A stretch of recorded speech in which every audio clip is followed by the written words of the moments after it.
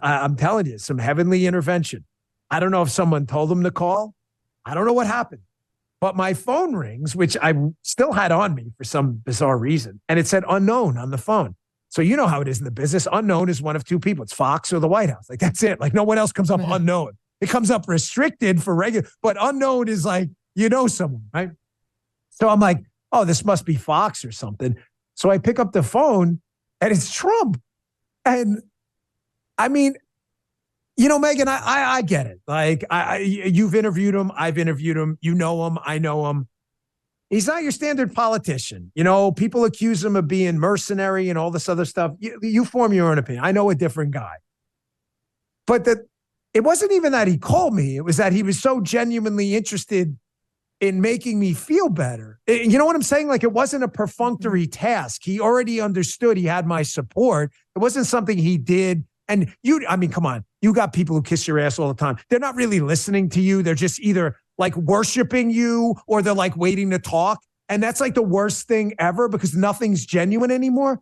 It was the weirdest conversation because he really wanted to know. He's like, how are you doing?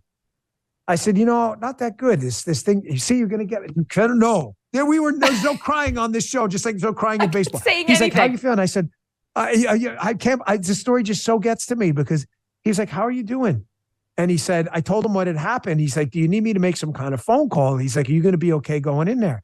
I said, no, Mr. President, I'm going to be all right, man. I said, I'm going to be all right. But, you know, I said, it really, you know, it just really matters that you did that you called. And it wasn't, and the funny thing is, it wasn't the first time I had spoken to him by any stretch. I mean, he's very open with his, you know, I mean, you can call him anytime. Trump will take your call. You can call him right now on the show. I guarantee you he'll pick up. It wasn't the first time I talked to him, but it was just that time. I'm telling you, I don't know if some angel tapped him on the shoulder and said, call this guy. And, you know, I'm not some goofy, I don't worship politicians, Trump or anyone else, but I wouldn't have got through that. There's no way. And I was in, and my wife said, who was that? I said, you're never going to believe it. It was Trump. Aww. And we spent like 5 minutes on the phone, and all he wanted to know was how I was doing and if I was going to get through this and if I needed anything. And he said, the minute you're out of there, because you're going to make it through this, because I'm with you, God's with you. He said, I want you to come down from, the White House. And, you know, when people ask me all the time, you know, why are you so loyal to this guy? Well, there's your answer. Yeah. I mean, and you have to understand, my loyalty and friendship will never go challenged. But that doesn't mean I don't get to question him on issues, just like he can question me on stuff. That's what true friends are. And this myth out there amongst the anti-Trump crowd that doesn't see this guy through a clear lens. They just don't. They're so blinded by their hatred that, oh, Trump demands fealty or he'll kick you out of his circle is the dumbest shit I've ever heard. I've disagreed with Donald Trump on criminal justice reform. I've disagreed with him publicly on my own radio show. I played the clip the other day about abortion and just the other day on my podcast. But that doesn't mean I'm not loyal to who he is personally. But I'm also loyal to my faith and my politics too. And he understands that. So people say, well, how can you still support him? You know why? Because Donald Trump is transactional. And sometimes that's used as an insult. In politics, it's the greatest compliment ever. He understands every transaction matters. And I'm sorry to tell you, there's not a single other candidate in a race that's gotten that.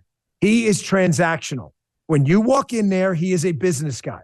Is he an avid pro-lifer? Anyone who tells you that's lying to your face. Not a chance.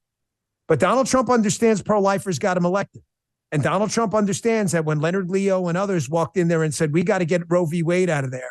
And here's a good idea of judges who may lean in the pro-life direction. Who got it done? He did. While everyone else just talks shit about it. So I don't understand. Like, everybody takes that as a knock. Oh, he doesn't believe it in his heart.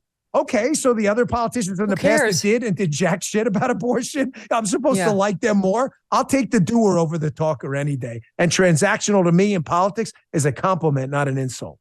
Well, I think that this story is extraordinary because, and we've had a few people come on and tell these sort of behind the scenes stories about Trump, whose number I don't have. I want to just know for the record, John, I do not have it, but maybe someday. But he's so demonized to the point where I do worry for his safety. I think he's been so, like the left likes to use the term dehumanized. I feel dehumanized by this.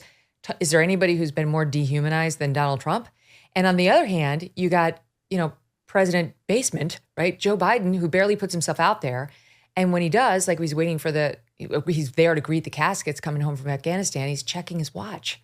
But they want us to believe that guy, Uncle Joe, is the empathetic one. He's the sweet one. He's the kind one. He's the avuncular one. And Trump is the devil. And Trump is ornery and he's a fighter and he's controversial, but he too is a man. He's a human. He has a heart. He has a family, as I started this off by saying. I just think the book, this kind of example, does a good job of putting layers on that so people can be reminded it's real. Even though he's very tough and he's a fighter, it doesn't mean he's incapable of being hurt and, God forbid, worse. So we need to, like, as you say, pump the brakes, make sure he's protected, and he's not the only one. Millions of Americans earn and use credit card rewards. A few big box retailers want to take those rewards away. What the? That's according to the Electronics Payment Coalition, a sponsor of today's episode. Rewards that you may like to use on your groceries or your school supplies, cash back to save on your gas and to grow small businesses, whatever you use that cash back for, and travel miles to make memories. The so-called Credit Card Competition Act would eliminate credit card rewards. No more travel miles, no more cash back. Visit handsoffmyrewards.com to learn more. And if you want to help them, tell your legislator to stand up to the retail giants and to support consumers and small businesses. Hey, thanks so much for watching. If you like what you just saw, hit the subscribe button for more clips and full episodes.